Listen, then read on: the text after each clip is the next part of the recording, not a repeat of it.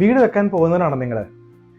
എന്നോട് പലരും ചോദിക്കുന്ന ഒരു കാര്യമാണ് നിങ്ങളുടെ സ്ക്വയർ ഫീറ്റ് റേറ്റ് എത്രയാണെന്നുള്ളത്. അപ്പോൾ നമ്മൾ ഇന്ന് ഈ വീഡിയോ കാണാൻ പോണത് സ്ക്വയർ ഫീറ്റ് റേറ്റും എസ്റ്റിമേറ്റും തമ്മിലുള്ള ഡിഫറൻസ് ആണ്.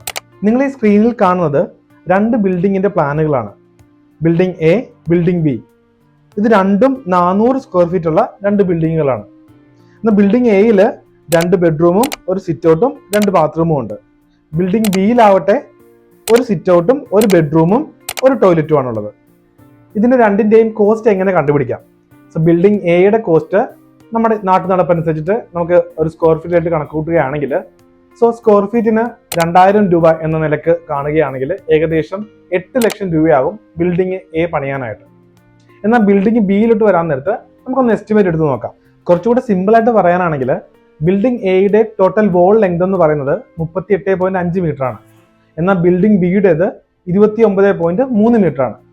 സോ 1 മീറ്റർ വോൾ ചെയ്യാനായിട്ട് ഫൗണ്ടേഷന്റെയും ബ്രിക്ക് വർക്കിന്റെയും പ്ലാസ്റ്ററിന്റെയും പുട്ടിയുടെയും കോസ്റ്റ് നമുക്കൊന്ന് കമ്പയർ ചെയ്ത് നോക്കാം. 1 മീറ്റർ ഫൗണ്ടേഷന്റെ പ്ലിന്ത് ബീം ചെയ്യാനായിട്ട് 1920 രൂപ പെർ മീറ്റർ കോസ്റ്റ് വരും.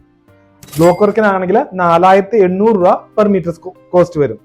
പ്ലാസ്റ്ററിങ്ങിന് 2160 രൂപയും ലിൻഡർ കോൺക്രീറ്റ് ചെയ്യാനായിട്ട് 960 രൂപ പെർ മീറ്ററിനും പുട്ടി വർക്കും പെയിന്റിങ്ങും ചേർത്ത് ഏകദേശം 1550 രൂപ പെർ മീറ്ററിനും ചാർജ് വരും. അങ്ങനെയാണെങ്കിൽ ഏകദേശം 11390 രൂപയാണ് 1 മീറ്റർ വോൾ ലെങ്ത് ചെയ്യാനായിട്ട് നമുക്കാവുന്നത്.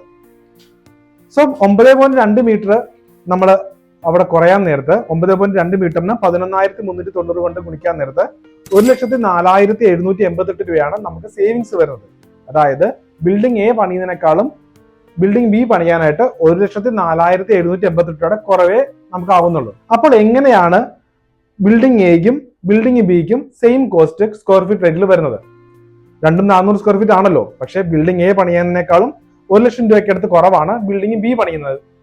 സോ അതുകൊണ്ട് തന്നെ എപ്പോഴും നമുക്ക് നല്ലത് എസ്റ്റിമേറ്റ് എടുത്ത് പോകുന്നതാണ്.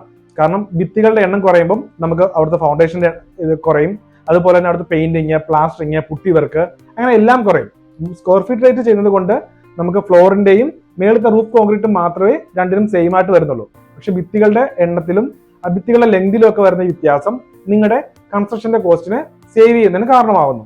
അപ്പൊ എപ്പോഴും നല്ലത് ഒരു ബിൽ ഓഫ് ക്വാണ്ടിറ്റി എടുത്ത് അതിന്റെ എസ്റ്റിമേറ്റ് എടുത്ത് നമ്മുടെ റേറ്റ് ഫിക്സ് ചെയ്യുന്നതാണ്. അതുകൊണ്ട് നിങ്ങളുടെ വീടിന്റെ ആക്ച്വൽ റേറ്റ് എന്താണെന്നുള്ളത് നിങ്ങൾക്ക് തുടക്കത്തിൽ തന്നെ അറിയാനും അതേ ബഡ്ജറ്റ് തന്നെ നിങ്ങളുടെ വീട് പൂർത്തീകരിക്കാനും കഴിയും. എന്നാൽ സ്ക്വയർ ഫീറ്റ് റേറ്റ് കാണുന്നത് മൂലം നിങ്ങളുടെ വീടിന്റെ ആവറേജ് ബഡ്ജറ്റ് നിങ്ങൾക്ക് തുടക്കത്തിൽ അറിയാനായിട്ട് അത് എളുപ്പമാകും. അപ്പൊ കൺസ്ട്രക്ഷന്റെ ഇത്തരം ടിപ്സിന് വേണ്ടിയിട്ട് ഞങ്ങളുടെ പേജ് ഫോളോ ചെയ്യുക, ഞങ്ങൾക്ക് DM ചെയ്യുക.